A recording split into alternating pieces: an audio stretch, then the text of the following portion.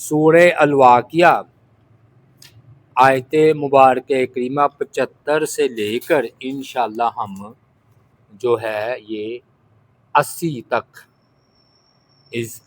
یعنی کہ اس کا شرف حاصل کریں گے تفسیر کا۔ اللہ تعالیٰ کی ذات پاک نے فرمایا فلا اقسم بمواقع النجوم وَإِنَّهُ لَقَسَمٌ لَوْ تَعْلَمُونَ عَظِيمٌ إِنَّهُ لَقُرْآنٌ كَرِيمٌ فِي كِتَابٍ مَّكْنُونٍ لَا يَمَسُّهُ إِلَّا الْمُطَهَّرُونَ تَنزِيلٌ مِّن رَّبِّ الْعَالَمِينَ۔ پس نہیں میں قسم کھاتا ہوں گرنے کی جگہوں کی ستاروں کے، اور بے شک وہ البتہ قسم ہے اگر تم جانتے ہو بہت بڑی، بے شک وہ یقیناً قرآن ہے عزت والا، ایک کتاب میں محفوظ، نہیں چھوتے اسے مگر جو بہت پاک ہے، نازل کرتا ہے رب کی طرف سے تمام جہانوں کے۔ اس میں نہایت ہی اہم بات کی گئی ہے۔ قرآن مجید کا جو ہے نا، اس کی عظمت، اس کی تعریف، اس کی شان بیان کی گئی ہے، اور قسم کھا کر کہا گیا ہے۔ اب دیکھیے ادھر نا فلا اقسم کے الفاظ ہے، پس نہیں میں قسم کھاتا ہوں گرنے کی جگہوں کی ستاروں کے۔ اس کا کیا مطلب ہوا کہ میں قسم نہیں کھاتا ہے؟ اللہ فرماتے ہیں، یہ اللہ فرما رہے ہیں کہ میں قسم نہیں کھاتا گرنے کی جگہوں کی ستاروں کے۔ اب اس کا ایک مفہوم تو یہ ہے کہ لا کو زائد مانا جائے، یعنی کہ لا کا ترجمہ نہیں کیا جاتا، تو اس کا مطلب بن جائے گا کہ میں قسم کھاتا ہوں ستاروں کے گرنے کی جگہوں کی۔ تو ٹھیک ہے مفہوم کہ اللہ تعالیٰ نے قسم کھائی ہے، اور اگر لا کو مانا جائے، یہ علمی بات ہے، یہ کئی موقعوں پر آپ کو کام آئے گی قرآن مجید کے طالب علم کو۔ اگر یہ معنی کیا جائے، لا کو بھی شامل کیا جائے، تو میں نہیں قسم کھاتا ہوں، اس کا مطلب یہ ہوگا کہ یہ اتنی واضح بات ہے، اتنی واضح بات ہے کہ اس کے لیے قسم کھانے کی کوئی ضرورت نہیں۔ یعنی کہ جو بات بہت زیادہ روشن واضح ہو، اس کے لیے قسم نہیں کھائی جاتی۔ مثلا اب میں آپ کو کہوں کہ بھی رات کے 10 بجے، اللہ کی قسم، آپ کہیں گے بھی قسم کھانے کی کیا ضرورت ہے، مجھے تو پتہ ہے رات کے 10 بجے ہیں۔ تو معلوم ہوا کہ اللہ تعالیٰ نے فرمایا کہ یہ جو قرآن مجید ہے یہ اتنی عزت والا ہے کہ مجھے جو ستارے کے گرنے کی جگہ ہے اس کے قسم کھانے کی ضرورت نہیں ہے۔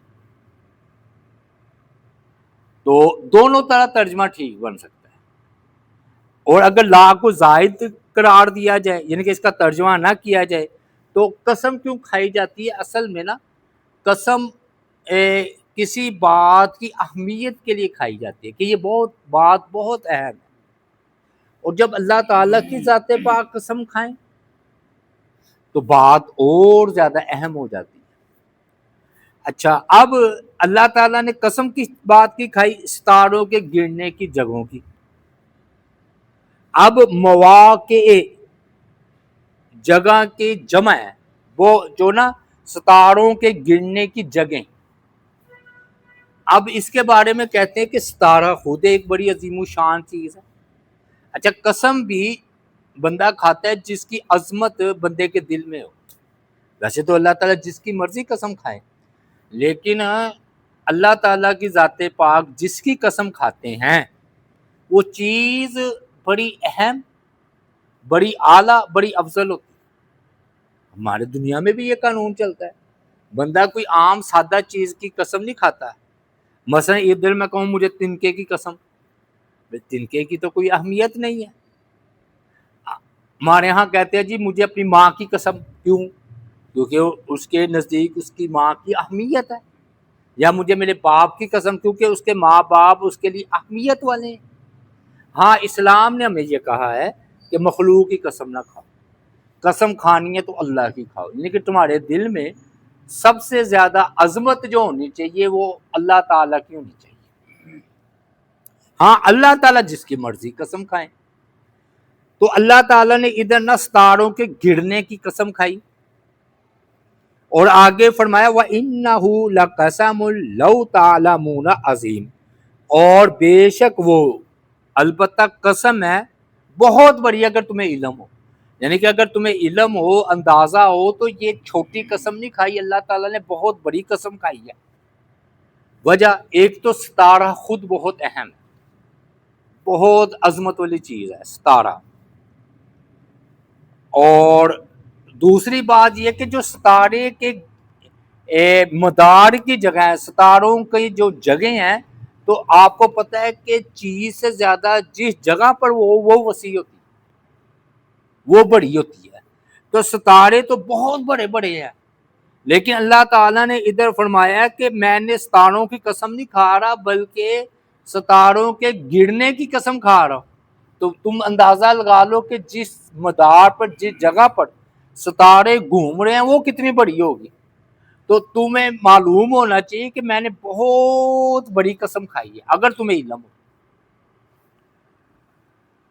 قسم کھا کر کہا کیا؟ اِنَّهُ لَقُرْآنٌ کریم، بے شک یقیناً قرآن ہے عزت والا۔ کریم کہتے ہیں کوئی بھی چیز ہونا، اس کی ہر چیز کا ایک اعلیٰ حصہ، ایک اعلیٰ مقام ہوتا ہے۔ دنیا کی کوئی بھی چیز لے لینا، تو دنیا کی کسی بھی چیز کا جو اعلیٰ بلند حصہ ہونا اس کو کریم کہتے ہیں۔ تو گویا جو بلند ہوگا وہ عزت والا بھی ہوگا۔ تو اللہ تعالیٰ کی ذات پاک نے فرمایا کہ یہ قرآن بڑی عزت والا ہے، اور واقعی یہ بات ٹھیک ہے۔ یہ قرآن مجید عام آدمیوں کو نہیں دیا جاتا، چاہے وہ بڑا دعویٰ کرتے رہے کہ جی ہمیں قرآن مجید حاصل ہے، قرآن مجید انہیں حاصل نہیں ہوتا۔ یعنی کہ بعض اوقات ہمیں خوف، یہ جو مقام ہے نا ادھر، ابھی مزید بات کھلے گی آگے چل کر، قرآن مجید بڑی عزت والا ہے۔ یعنی کہ آپ اندازہ لگائیں کہ جس رات وہ آیا اسے لیلۃ القدر کہتے ہیں، عزت والی رات، تو وہ عزت والی رات ہوگی قرآن کی وجہ سے۔ اور جس شہر میں آیا مکہ، وہ واقعی تمام شہروں سے اعلیٰ ہے، کریم ہے۔ پھر جس سینے پر قرآن نازل ہوا نبی علیہ الصلوۃ والسلام، وہ سینہ تمام سینوں سے اعلیٰ ہے۔ اور پھر یہ قرآن مجید نا جن جن کو چھوتا جاتا ہے نا، جس جس دل میں آتا جاتا ہے اس کو اعلیٰ کرتا چلا جاتا ہے، عزت والا کرتا چلا جاتا ہے۔ اور ان کی عزت دنیا میں محدود نہیں رہتی، یا دنیا کی زندگی تک محدود نہیں رہتی۔ جنہوں نے قرآن مجید سے وفا کی ہوتی ہے، وہ پھر مرنے کے بعد بھی ان کی عزت بلکہ زیادہ ہی بڑھتی چلی جاتی ہے۔ عام مثال مفسرین اکرام دیتے ہیں، کہتے ہیں ایک خالی کاغذ ہے نا زمین پر گرا ہوا ہے، صرف آپ بسم اللہ لکھ دیں، کوئی بھی دیکھے گا اٹھا کر اوپر رکھ دے گا، اوپر لی جگہ۔ اب ہے تو خالی کاغذ، ہوا کیا کہ اس پر جو ہے نا قرآن لکھا گیا، تو وہ اوپر ہو گیا۔ اور رسول اللہ صلی اللہ علیہ وآلہ وسلم نے فرمایا کہ اللہ تعالیٰ اس قرآن مجید کی وجہ سے بہت ساروں کو بلند کر دیتے ہیں، اور بہت ساروں کو پست بھی کر دیتے ہیں، ذلیل بھی کر دیتے ہیں۔ یعنی یہ قرآن اپنے پڑھنے والوں پر بھی لعنت کرتا ہے، اور اپنے پڑھنے والوں کو اونچے مقامات پر لے جاتا ہے۔ جبریل علیہ السلام جو قرآن لے کر آئے ہیں وہ تمام فرشتوں کے سردار ہیں۔ یعنی کہ قرآن مجید جس کے ساتھ کسی قسم کا تعلق بھی جوڑ جائے نا، میں تو یہاں تک کہوں گا کسی قسم کا تعلق جوڑ لے وہ عزت والا ہو جائے گا۔ اگر آج نہیں تو کل نہیں تو پرسوں اس کی عزت دنیا کے سامنے نمایاں ہو۔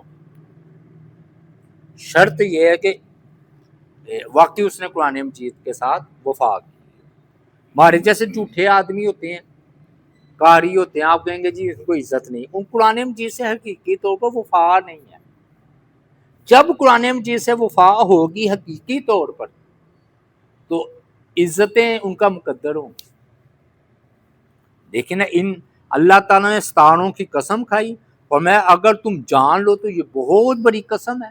قسم کھا کر اللہ تعالیٰ نے فرمایا کہ یہ قرآن کریم جو ہے نا بڑی عزت والا ہے. اچھا، قرآن اور ستاروں میں مناسبت کیا ہے؟ کہ قرآن مجید کا طالب علم جانتا ہے، میں کئی موقع پر بیان کر چکا ہوں، یہ نا اللہ تعالیٰ جس کی قسم کھائے نا اور جس پر قسم کھائے ان میں مناسبت ہوتی ہے، تعلق ہوتا ہے. اب ادھر کیا تعلق ہے یہ آگے چل کر مزید کھل جائے گا. چلے ادھر تھوڑی سی مجمل بات کر دیتے ہیں کہ ستارہ جو نا شیاطین کو مارنے کا آلہ ہے، قرآن میں آ رہا ہے. آسمان کی خوبصورتی ہے. اور تیسرا اس سے مسافر جو ہے نا راہ معلوم کرتے ہیں. تو قرآن بھی یہی تینوں کام کرتا ہے. جو ستارہ کرتا ہے نا تو وہی کام، کیونکہ دیکھیے اللہ تعالیٰ نے دفعہ گرنے کی جگہ، ستارہ کب گرتا ہے؟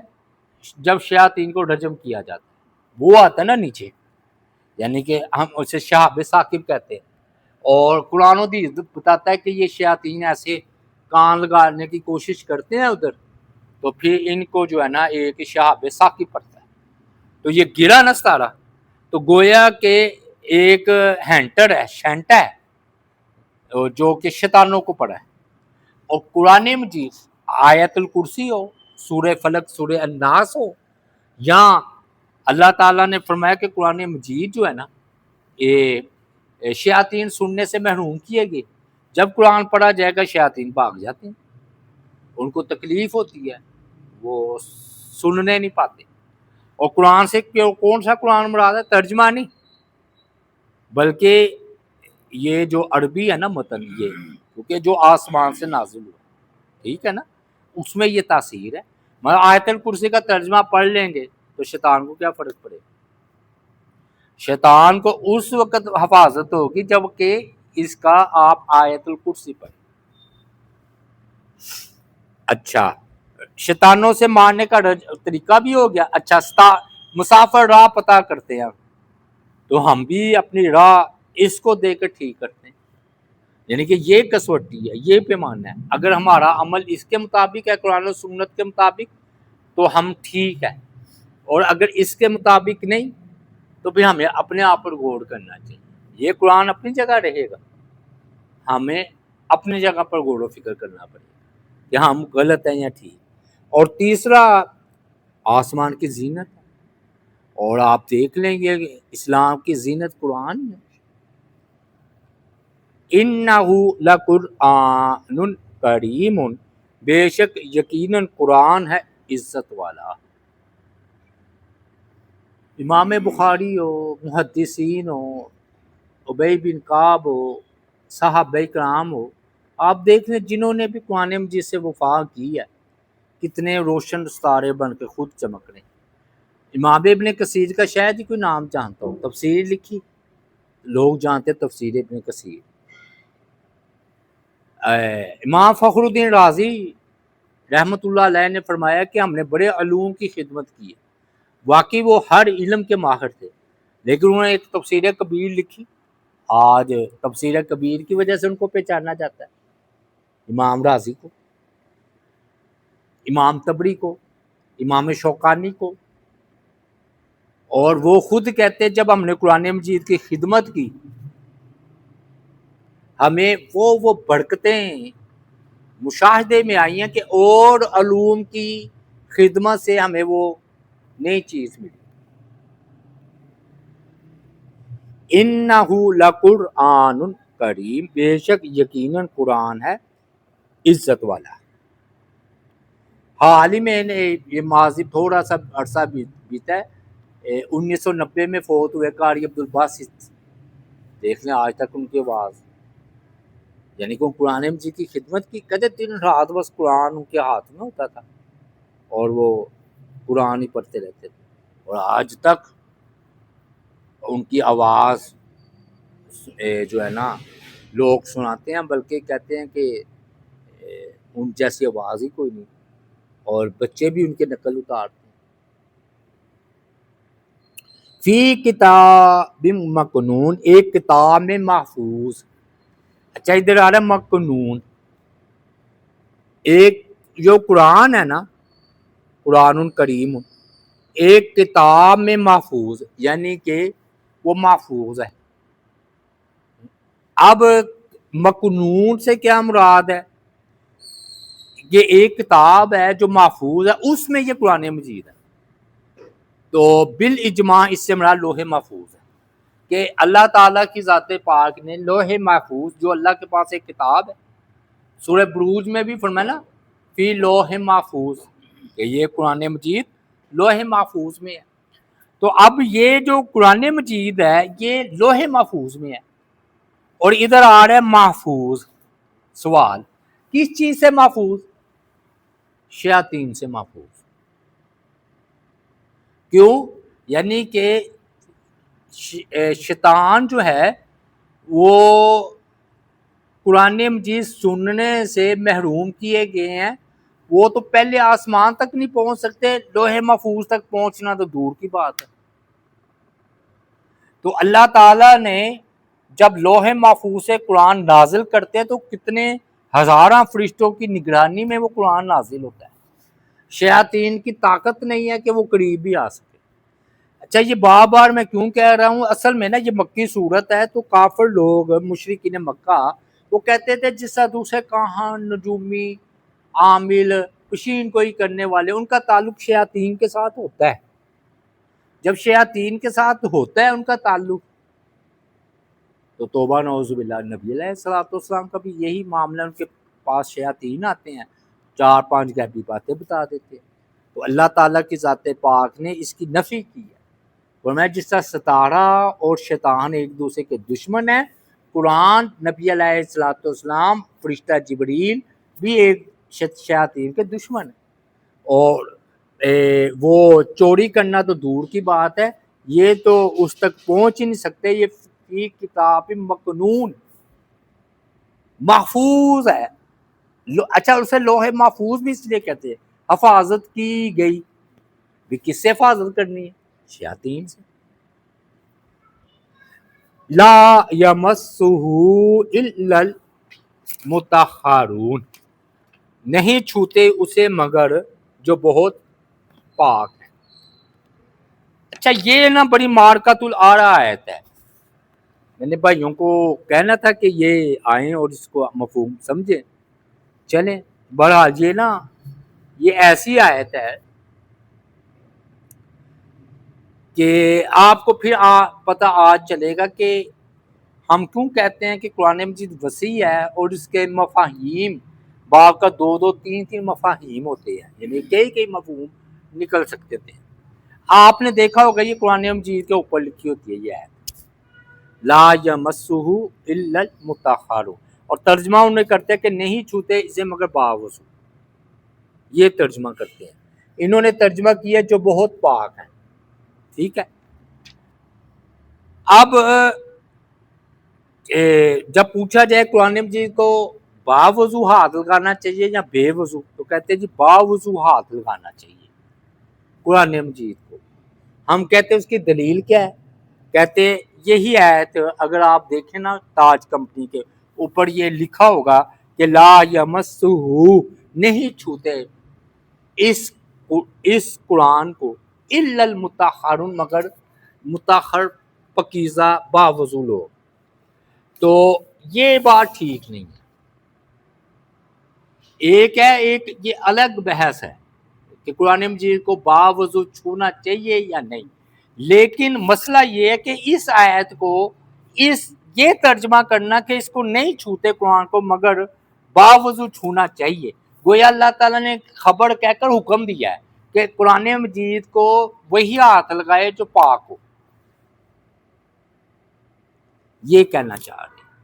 تو پہلی بات تو یہ ہے کہ وہ بھی ہم بحث کرتے ہیں کہ قرآن مجید کو باوضو ہاتھ لگانا چاہیے کہ نہیں، وہ ایک سائڈ پر رکھے. اب ہم یہ دیکھتے ہیں کہ یہ جو آیت مبارک کریم ہے اس کا یہی مفہوم ہے کہ قرآن مجید کو نہیں چھوئے مگر باوضو. نہیں، اس کی وجہ یہ ہے کہ یہ ہو لا یمسہ، یہ ہو ہے نا، ہو یہ پیچھے، یہ کس کی طرف ضمیر لوٹ رہی ہے؟ اصل میں پہلے پیچھے کسی چیز کا تذکرہ ہو چکا ہوتا ہے تو یہ ضمیر اس کی طرف لوٹتی ہے نا. تو اب ہم نے پیچھے کہا تھا کہ یہ پہلا ہے کتاب مکنون، یہ قرآن مجید کس میں ہے؟ لوح محفوظ میں. تو اس لوح محفوظ کو نہیں چھوتے، لا یمسہ، نہیں چھوتے اس لوح محفوظ کو، الا المطہر، مگر مطہر یعنی کہ فرشتے. فرشتے ہی ہاتھ لگا سکتے نا، وہ اوپن ہے. شیاطین یعنی کہ یہ اللہ تعالیٰ نے تقابل کیا کہ شیاطین کی تو ادھر پہنچ ہے ہی نہیں، شیاطین کی ادھر پہنچ ہے ہی نہیں. اس کو چھوتے ہیں مگر پاک. پاک کیا ہیں جی؟ یہ فرشتے، یہ مطلب. اور یہ بالکل ٹھیک مطلب ہے، کیونکہ دیکھیے نا جب ہم نے کہا فی کتاب، کیونکہ ضمیر پہلے قریب کی طرف لٹائی جاتی ہے، تو قریب میں تو آپ نے اسے لوح محفوظ کا ہے، فی کتاب مکنون، کہ وہ قرآن لوح محفوظ میں ہے اور اس لوح محفوظ کو نہیں چھوتے. مطہر کون ہے؟ فرشتے. تو ٹھیک ہو گیا، میں یہ ٹھیک ہے اور اسی کو ترجیح حاصل ہے. دوسرا مفہوم اس کا یہ بیان کیا گیا ہے جو ابھی میں نے بات بیان کی کہ اس کو نہیں چھوتے مگر باوضو. اب ایک گفتگو، اب یہ بحث آ گئی کہ قرآن مجید کو باوضو ہاتھ لگانا چاہیے یا نہیں. اس کا جواب یہ ہے کہ جو ہے نا لا یمسہ الا طاہر، قرآن کے بارے میں آ رہا ہے حدیث کہ قرآن کو نہیں چھوتے مگر طاہر، باوضو. تو اب یہ حدیث ضعیف ہے کہ لا یمسہ القرآن الا طاہر، کہ نہیں قرآن مجید کو چھوتے مگر طاہر. پہلے تو حدیث ہے، لیکن اس کے اتنے ترک ہیں، جن کے اتنی سمجھتے ہیں کہ پتہ لگتا ہے کچھ نہ کچھ بات ہے. اب سوال اٹھا گیا کہ ادھر طاہر سے کون مراد ہے؟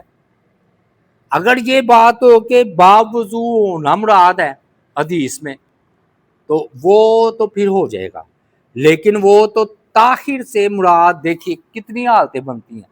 جو بندہ حالت جنابت میں نہ ہو وہ بھی طاہر ہے، جو مشرک نہ ہو، اللہ نے مشرک کو نجس کا ہے، وہ بھی طاہر ہے. اور ایک حدیث میں آ رہا ہے حضرت ابو ہریرہ رضی اللہ تعالیٰ عنہ، وہ انہیں غسل جنابت کی ضرورت تھی تو نبی علیہ الصلوۃ والسلام ان کے پاس آ کر بیٹھے، اچانک وہ کھسک گئے. تھوڑی دیر آئے تو ان کے نا بالوں سے پانی ٹپک رہا تھا. آپ نے فرمایا ابو ہریرہ، یہ بخاری کی حدیث ہے، رضی اللہ تعالیٰ عنہ، فرمایا کہ تم کدھر گئے تھے؟ انہوں نے کہا جی اللہ کے رسول صلی اللہ علیہ وسلم حالت جنابت میں تھا، تو جب آپ آئے تو مجھے ناپسند ہوا کہ میں اس حالت میں آپ کے ساتھ بیٹھوں.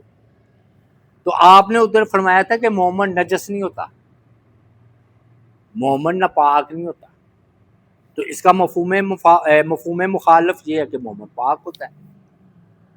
تو اب یہ معنی پھر کریں گے کہ لا یمس القرآن الا طاہر، قرآن مجید کو نہیں نہ ہاتھ لگائے، میں کافر ہاتھ نہ لگائے، مسلمان ہاتھ لگائے. کافر ہاتھ نہ لگائے، مسلمان لگائے، کیونکہ آپ نے فرمایا مومن جو ہے وہ نجس نہیں ہوتا. اچھا، اب یہ اوپر والے معنی سے اور ہم نیچے آتے ہیں. دوسرا معنی طاہر سے مراد یہ ہے کہ انہوں نے کہا کہ جی میں حالت جنابت میں ہوں، ناپاکی والی حالت میں ہوں. پھر اس پر نہ پھر جمہور علماء اس بات کی طرف گئے ہیں کہ واقعی حالت جنابت میں قرآن مجید کو نہیں چھونا چاہیے، ہاتھ نہیں لگانا چاہیے. تو جب بندے نے غسل کر لیا ہے، پاک صاف ہو گیا ہے، پھر وہ جو ہے نا قرآن مجید کو ہاتھ جو ہے وہ لگا سکتا ہے. حالت جنابت میں وہ ہاتھ نہیں لگا سکتا. یہ دوسری بات آ گئی. پھر تیسری بات یہ آ گئی کہ باوضو ہونا، طاہر سے مراد باوضو ہونا ہے. تو وہ پھر کہتے ہیں کہ یہ معاملہ مشکل ہے، کیونکہ اس کے تو کئی طاہر کا کافر نہ ہو وہ بھی مفہوم بن رہا ہے، حالت جنابت میں نہ ہو وہ بھی یہ مفہوم بن رہا ہے. اور اگر آپ یہ کہتے ہیں کہ باوضو ہاتھ لگائے، اگر یہ بھی مفہوم بن رہا ہے تو یہ تو مفہوم کا اشتراک ہو گیا نا. تو ایک مفہوم متعین کریں کہ آپ کی کیا مراد تھی اس سے. آپ کی مراد یہ تھی کہ کافر ہاتھ نہ لگائے، آپ کی یہ مراد تھی کہ حالت جنابت میں کوئی ہاتھ نہ لگائے، آپ کا یہ مطلب تھا کہ باوضو بے وضو کوئی ہاتھ نہ لگائے. تو پھر نہ ہمارے جو علماء ہیں زیادہ تر محققین وہ اس طرف گئے ہیں کہ قرآن مجید کو جو ہے نا بے وضو لیکن حالت طاہر جنابت والی حالت نہ ہو ہاتھ لگا سکتا ہے. یعنی کہ شرط اچھی بات ہے، یعنی کہ وہ کہتے ہیں یہ نہیں ہم کہہ رہے کہ قرآن مجید کو باوضو چھونا توبہ نعوذ باللہ کوئی غلط بات ہے. ہم تو کہہ رہے ہیں اچھی بات ہے، یعنی کہ نور علی نور ہے کہ آپ باوضو بھی ہیں اور آپ نے قرآن مجید کو ہاتھ بھی لگا رہے. ٹھیک ہو گیا یہ بات. لیکن یہ کہاں سے آپ نے اخذ کیا ہے کہ قرآن مجید کو جو ہے نا آپ بے وضو ہاتھ نہیں لگا سکتے. وہ وہی دلیل لا یمس القرآن الا طاہر، وہ تو کہتے ہیں عموم ہے، جنہیں کافر ہاتھ نہ لگائے، حالت جنابت والا ہاتھ نہ لگائے، بے وضو ہاتھ نہ لگائے. بے وضو کی تو بات ہے ہی نہیں. آپ کہہ سکتے تھے کہ بھی قرآن مجید کو وضو والا ہاتھ لگائے، آپ کی کوئی بات ادھر ہے نہیں. تو پھر ثابت کیا ہوا، اینڈ کیا ہوا؟ اینڈ یہ ہے قرآن مجید کو باوضو ہاتھ لگانا اچھا ہے لیکن فرض کے درجے میں کوئی نہیں.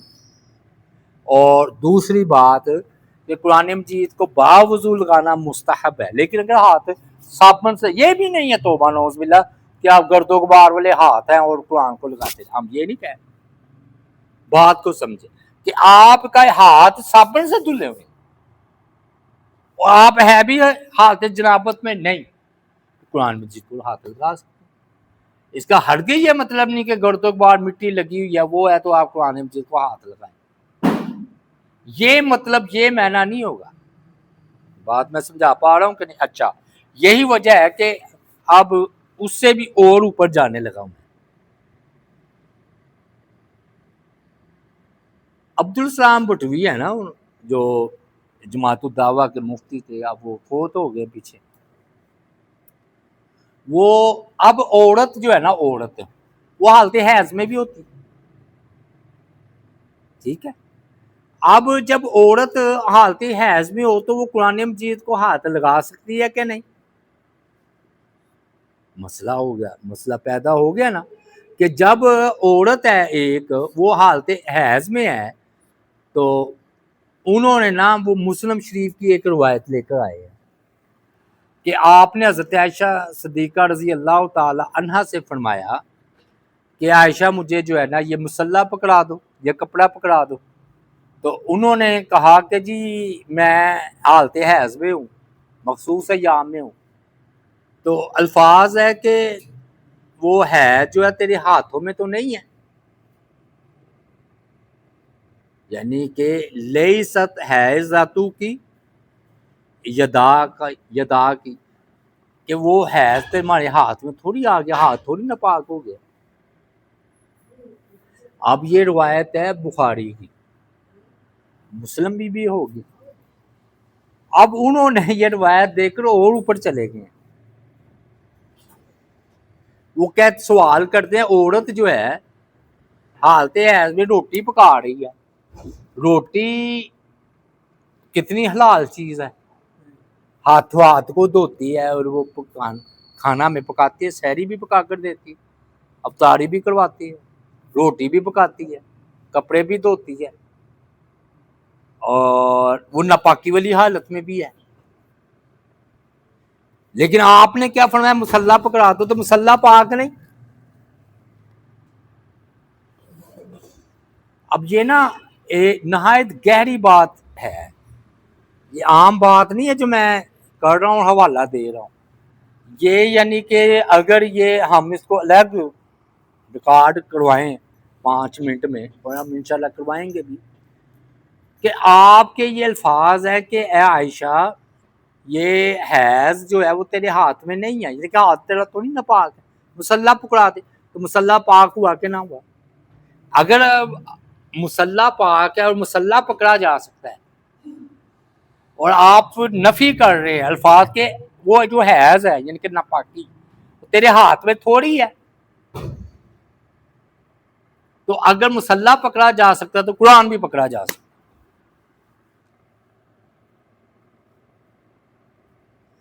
اور اگر وہ روایت لائیں کہ اس کو کہا ہے کہ ان کو ابو ہریرہ رضی اللہ تعالیٰ عنہ کو کہ محمد نجس نہیں ہوتا، پاک ہی ہوتا ہے، تو کافر کو نکال کر مومن تو نجس ہوتا ہی نہیں، ہاتھ صاف ہے، حالت جنابت میں بھی ہو تو وہ قرآن کو ہاتھ لگا لے. یہاں تک یعنی کہ یہ جو چھونے والی بات ہے نا، قرآن مجید کو چھونے والی بات، وہ وہاں تک گئی ہے کہ صرف کافر کی نفی کی ہے، باقی مومن نجس ہوتا نہیں، ہاتھ پاک اور صاف ہو، چاہے حالت جنابت میں ہو، چاہے حالت حیض میں ہو، چاہے بے وضو ہو، قرآن صابن ہاتھ سے دھلے ہوئے ہوں، قرآن مجید کو ہاتھ بندہ لگا سکتا ہے. یہ اور اوپر چلے گئے ہیں عبدالسلام بھٹو، کیونکہ میں نے تو والا بات کرنی، میرے ہم تو طالب علم ہے نا، ہمارے اندر اتنی جرت نہیں ہے کہ ہم اتنا گہرا جا کر استدلال کریں. اور میں نے بڑا غور و فکر کیا ہے تو ان کا استدلال بن رہا ہے، حیرت کی بات ہے.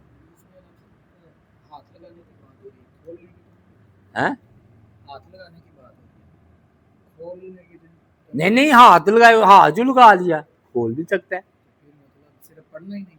پڑھ بھی سکتا ہے، اوہو پڑھ تو سکتا ہے. ہاں جی، وہ بسم اللہ نہیں پڑھے گا حالت جنابت میں؟ بسم اللہ قرآن مجید کی آیت نہیں، حدیث نہیں آ رہی کہ سحری حالت جنابت میں بھی بندہ، نبی علیہ الصلوۃ والسلام حالت جنابت میں سحری کھا لیتے تھے، اور حالت جنابت میں سحری کھانے کے بعد نبی علیہ الصلوۃ والسلام غسل کیا کرتے تھے. تو بسم اللہ پڑھی کہ نہیں پڑھی؟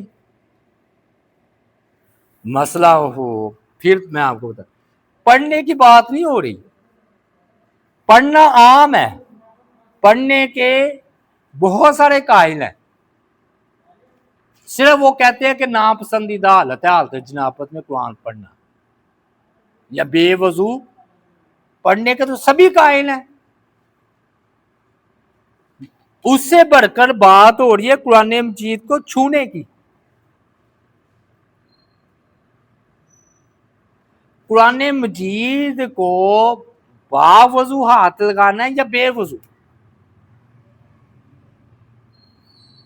تو یہ لا یمسہ الا المطہرون، یہ دیکھیں جی آیت مبارکہ کریمہ ہے 79 ہے نا، اس کو نہیں چھوتے مگر مطہر، تو کون مراد ہے؟ فرشتے. بڑی اہم بحث ہو رہی ہے، تھوڑے سے بھائی لیٹ آئے ہیں، کیوں جی؟ یعنی کہ ہم کیا کہتے ہیں درجہ با درجہ گہرائی میں چلے گئے ہیں بڑی. تو پھر ایک بار میں خلاصتاً بیان کر دوں کہ قرآن مجید کی اس آیت سے یہ دلیل لی جاتی ہے کہ قرآن مجید کو با وضو ہاتھ لگانا چاہیے. تو ہم نے ذکر کیا ہے کہ پیچھے کتاب مکنون ہے، تو کتاب مکنون کا مطلب ہے لوح محفوظ، تو لا یمسہ کی ضمیر لوٹ رہی ہے کتاب مکنون کی طرف، تو اس سے مراد یہ ہے کہ یہ لوح محفوظ کو نہیں ہاتھ لگاتے مگر فرشتے. تو یہ مفہوم تو ایک طرف ہو گیا. اس ایسے یہ بات ثابت نہیں ہوتی کہ باوضو ہاتھ لگانا چاہیے. پھر بات آئی تھی قرآن مجید کو باوضو ہاتھ لگانے کی، تو وہ جو حدیث آ رہی ہے قرآن مجید کو نہیں چھوئے مگر الا طاہر، طاہر کے الفاظ ہے، طاہر کا مطلب ہے پاک حالت۔ اب ہر کافر نجس ہے، ناپاک ہے، اور ہر مومن پاک ہے۔ ابو ہریرہ رضی اللہ تعالیٰ عنہ حالت جنابت میں تھے، نبی علیہ الصلوۃ والسلام سے اٹھ کر چلے گئے، غسل کر کے آئے، ان کے بالوں سے پانی ٹپک رہا تھا، تو نبی علیہ الصلوۃ والسلام نے فرمایا کہ کیا انہوں نے کہا جی میں حالت جنابت میں تھا تو میں نے پسند نہیں کیا کہ میں جو ہے آپ کے پاس بیٹھوں، تو فرمایا مومن جو ہے نا لا ینجسو، ناپاک نہیں ہوتا، طاہر ہی ہوتا ہے، تو مطلب کافر ناپاک ہے، مومن طاہر ہے، تو قرآن مجید کو نہ چھوئے کافر، نہ چھوئے مومن چھو لے، ایک مفہوم یہ ہے۔ دوسرا پھر طاہر کا مطلب کیا گیا حالت جنابت میں، یعنی کہ طاہر بندہ طاہر کب ہوتا ہے؟ جب وہ حالت جنابت میں نہ ہو، تو ٹھیک ہے حالت جنابت میں قرآن مجید کو ہاتھ نہ لگائے، حالت طاہر میں لگا لے۔ اچھا یہ مفہوم بھی ٹھیک ہے۔ تیسرا مفہوم اور کرتے ہیں کہ باوضو ہاتھ لگائے، بے وضو ہاتھ نہ لگائے، اس کے متعلق پھر وہ کہتے ہیں کہ بہتر تو یہ ہے کہ قرآن مجید کو آپ کے ہاتھ صابن سے دھلے ہوئے ہوں، ہاتھ صاف ہوں، حالت طاہر میں آپ ہوں، قرآن مجید تو پڑھ سکتے ہیں، قرآن مجید کو چھونے کی بات ہے۔ تو قرآن مجید کو پاک یعنی کہ حالت میں ہاتھ لگائے، مطلب جنابت والی حالت نہ ہو، اور بے وضو ہاتھ لگا سکتا ہے۔ ہاں مستحب اچھا یہی ہے کہ باوضو لگائے۔ پھر ہم اور گہرائی میں گئے ہیں، عبدالسلام بھٹوی حافظ رحمۃ اللہ علیہ نے وہ اپنا فتویٰ دیا، اور اس وقت ہمارے اساتذہ نے بھی اس کو ذکر کیا کہ انہوں نے یہ بات کہی کہ ہمارے استاد ان کے عبدالسلام بھٹوی کے بھی استاد تھے عبدالفلاح رحمۃ اللہ علیہ، فوت ہو گئے ہیں، انہوں نے کہا کہ جو ہے نا عورت حالت حیض میں بھی جب مخصوص ایام میں بھی ہو تو وہ ہاتھ لگا سکتی۔ اب مشہور مسئلہ یہ ہے کہ حالت حیض میں قرآن عورت ہاتھ نہ لگائے پڑھ سکتی ہے، تو وہ پھر جو مدرسے کی عورتیں ہوتی ہیں وہ دستانے پہن لیتی ہیں، یا پھر وہ جو ہے نا کوئی چھڑی سی لیٹ کر پھٹا سا لے کر پھر اس کے اوپر سمجھا دیتی ہیں، کیونکہ چھٹی نہیں نہ کر سکتے۔ بند ہو گئے؟ اچھا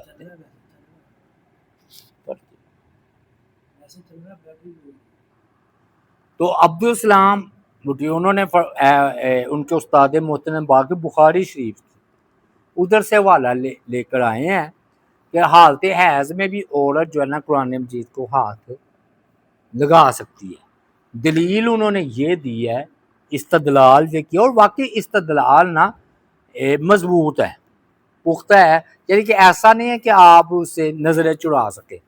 وہ استدلال یہ ہے کہ نبی علیہ الصلوۃ والسلام نے حضرت عائشہ صدیقہ کو کہا کہ مجھے نا مصلی پکڑا دو، تو انہوں نے کہا جی میں تو مخصوص ایام میں ہوں، حالت حیض میں ہوں، تو آپ نے فرمایا لیست حیضتو کا، حیضتو کی یدا کی، کہ حیض تیرے ہاتھ میں نہیں، یعنی کہ ہاتھ میں تھوڑی حیض ہے، تو پکڑا دے مثلا، انہوں نے مصلی پکڑا دیا۔ وہ اب استدلال یہ کر رہے ہیں، دلیل لا رہے ہیں کہ مصلی پاک ہے کہ نہیں، تو آپ نے فرمایا کہ یہ جو ہے نا مصلی پکڑا دو، تو اگر مصلی پکڑا جا سکتا ہے حالت حیض میں، روٹی پکائی جا سکتی ہے، کھانا پکایا جا سکتا ہے، تو صابن سے ہاتھ دھلے ہوئے ہیں، تو قرآن کیوں نہیں لگا سکتا حالت جنابت میں؟